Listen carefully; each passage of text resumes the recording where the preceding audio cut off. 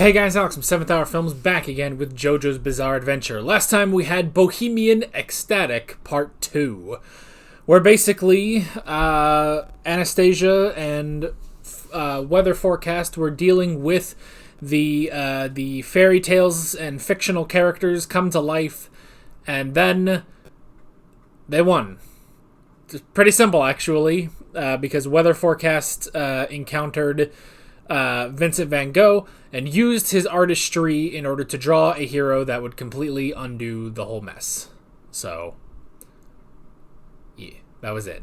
And then we cut to Jolene, who found Romeo and got some cash, got some, well, I was going to say got some wheels, but I think they got a helicopter.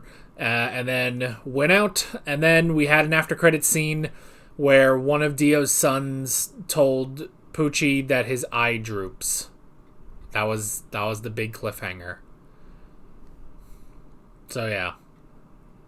Anyway, like always, the reaction is down in the description and in the pinned comment for your viewing pleasure, so let's go ahead and jump right into this episode of JoJo's Bizarre Adventure. Here we go. Destiny is mine.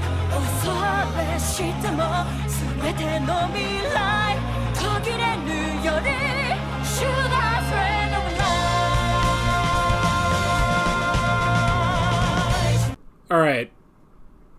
It's time for us all to admit that whenever Araki gets heavy-handed, it is shit. He cannot write heavy-handed to save his life. It's just stick to the goofiness. We don't have to get this whole Christopher Nolan debate going on. This philosophical, long speech going. Look, I already saw this, man, in Yu-Gi-Oh! 5Ds. Although, I guess technically this came first. This came before Yu-Gi-Oh! 5Ds, but that was a thing in that, where it's like, because Yu-Gi-Oh! Is all about destiny. You know, they friggin' love destiny, but it's the destiny for the hero to win. But in the middle of Yu-Gi-Oh! 5Ds, Yusei just throws all that out, and he's like, there is no destiny, and it's like, huh? Man, what show are we watching? Alright, that sucked. That was... Oh my god. It's just... That's not how fire works. You can't just do that. You know, you can make up rules for stands until the cows come home. In fact, the cows coming home is probably a stand, you know? My stand, cows come home. It's I summon a bunch of cows to run you over, you know? You can make up stand rules all you want.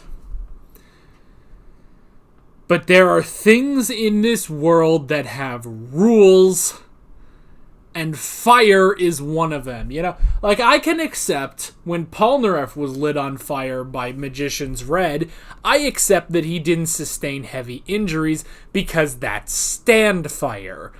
Stands are bullshit.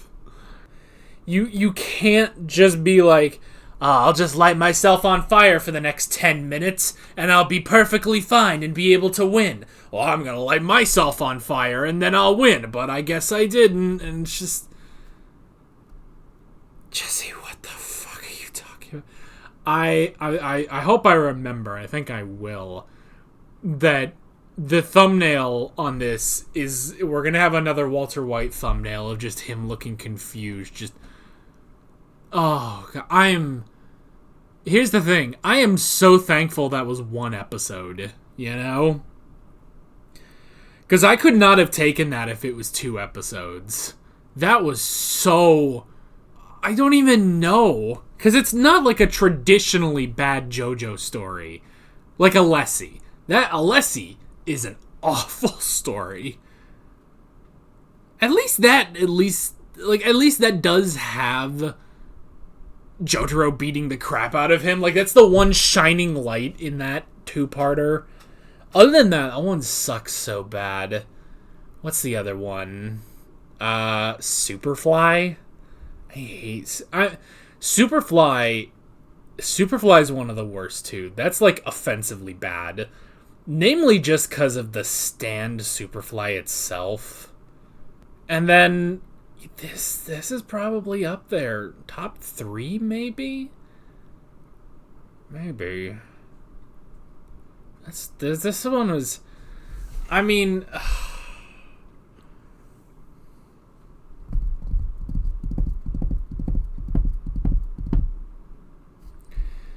See, because you have to... There's like... You have to figure it out, you know? You know, it's the same sort of thing. It's the same sort of thing when we have our spectrum of stands, you know, or of sentient stands, where you have the good sentient stands, which are like 6 bullets and Anubis and stuff, and then you have your bad sentient stands being, well, Reverb Act 3, plenty of others that fall into that are pretty awful. So we now need like a spectrum of bad episodes. Because we have... And by spectrum, I mean both ends are still garbage. So, with Alessi... Alessi was a whole fucking thing, though. Because Alessi... Not only did Alessi actually suck, like I hated him, but the fact that was also a 2-part Polnareff episode was awful. And then we had Superfly. You know, I think Superfly... Okay, because the one thing you can say about Alessi, his stand is fine. You know? It turns someone younger. The problem with that is that they turned Polnareff younger, and it was so annoying, you know? But when it turned Jotaro younger, that was fine. I mean, we all wanted it to hit Joseph, and then it becomes part 2 Joseph again, but that just wasn't going to happen, unfortunately. So that's the thing. His stand is not that bad, but then with Superfly, that one was like actual garbage. That stand is so terrible. I contend that is the worst stand that Araki has ever come up with, you know? Absolute garbage. And the villain who had that stand, you know, maybe put some quotes around that, because he didn't really have that stand. It had no attachment to him, and he had no control over it at all. Which means it's not a stand, you know? It was just a ghost. A spirit that happened to come from him, you know? So this is kind of like that, where, first off, like, okay, at the very least I do see some use. He does have control of his stand, because his stand, the whole point is controlling the skyfish, you know? The mythological skyfish. Okay, here's the thing. His stand is not that bad. It's kind of lame, and it's definitely a 1-episode stand, so they at least got that right. That it's like, yeah, we don't need this stand to last longer than this episode. Let's just do it this episode, and it'll be done. That's fine. It's not the stand. That was an awful fight. There, we figured it out. It's not the stand. See, that's the thing is, with Alessi, it's the user and the victim. Alessi is terrible. Polnareff just makes that episode horrible. With Superfly, the stand is awful, and the user does also suck just because he made no fucking sense. It's like, you didn't think I was wearing a mask. It's like, what are you on about? It's just a complete non sequitur. And then,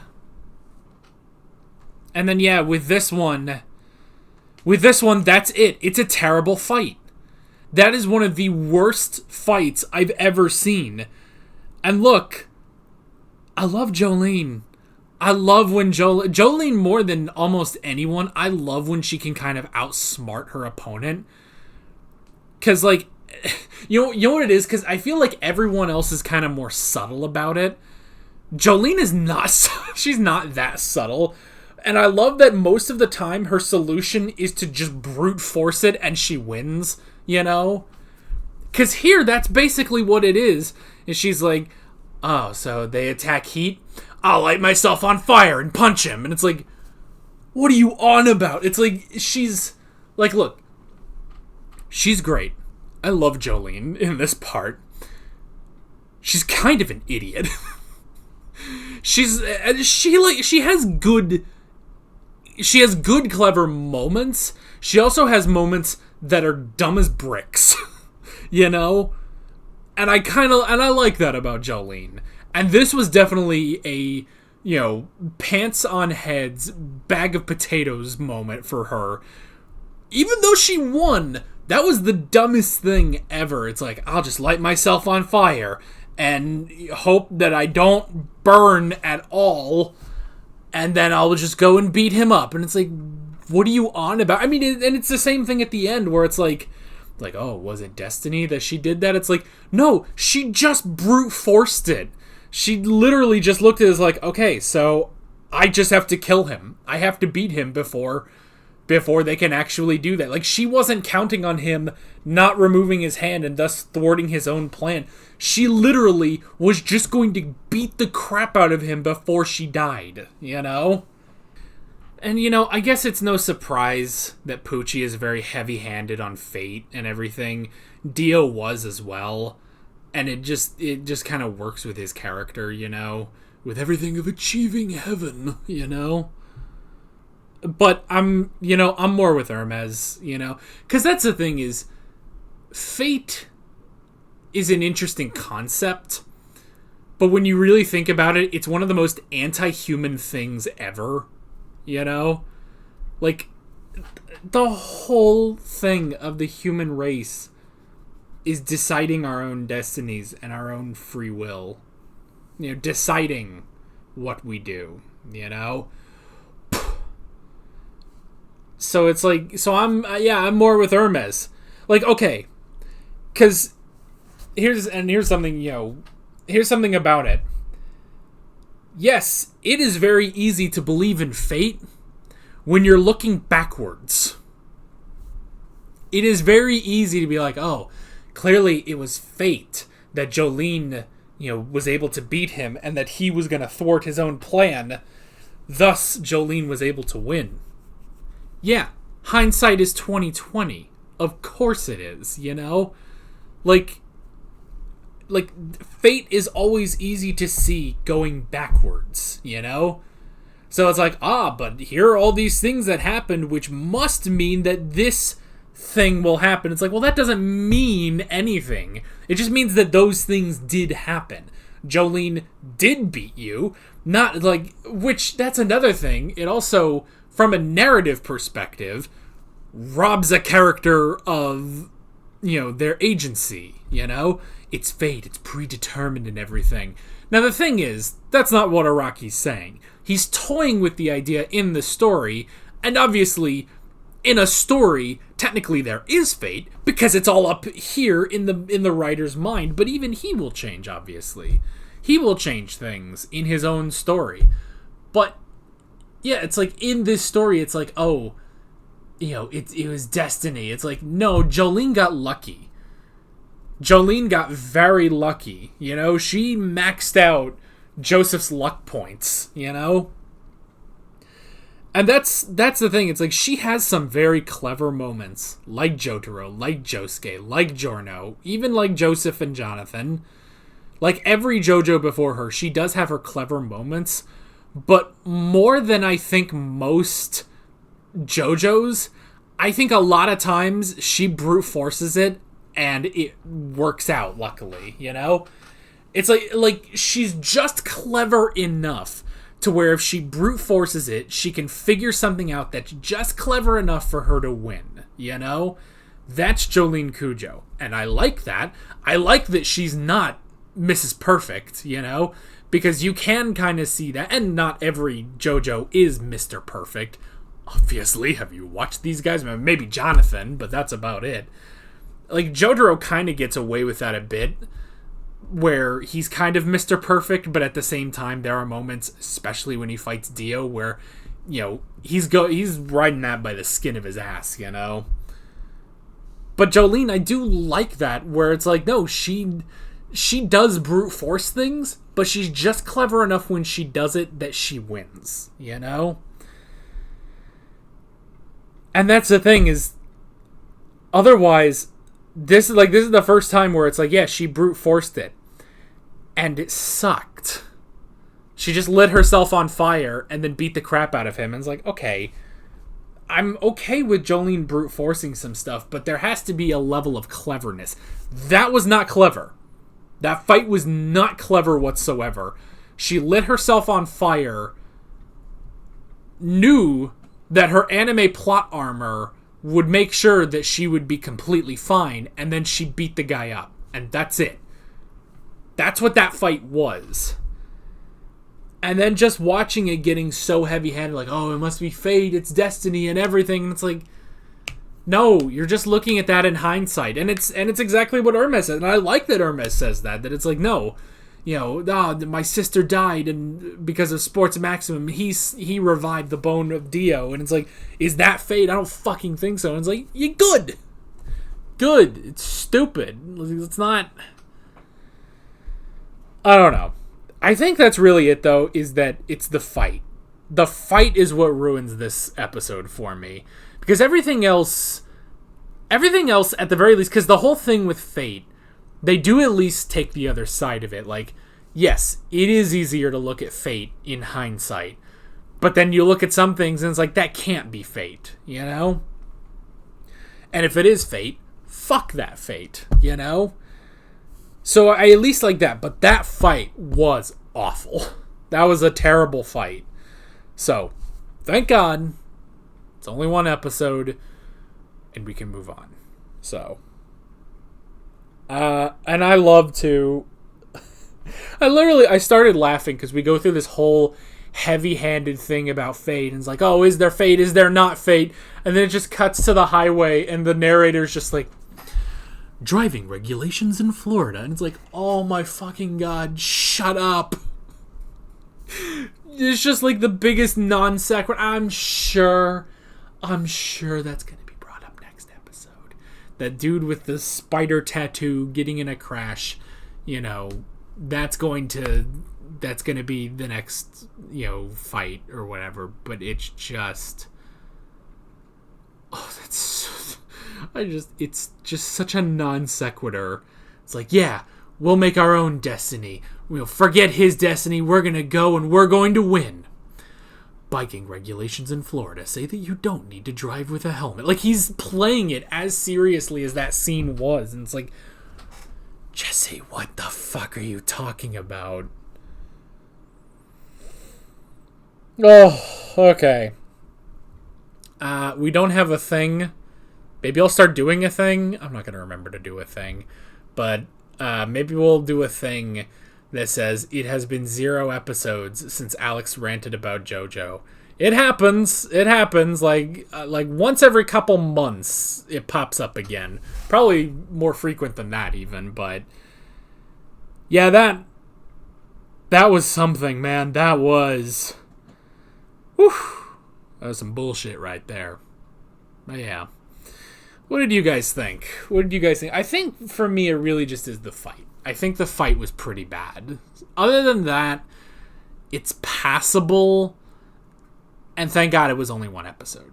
So, with all of that being said, I'm Alex from 7th Hour Films, and I will see you guys next time. Take care.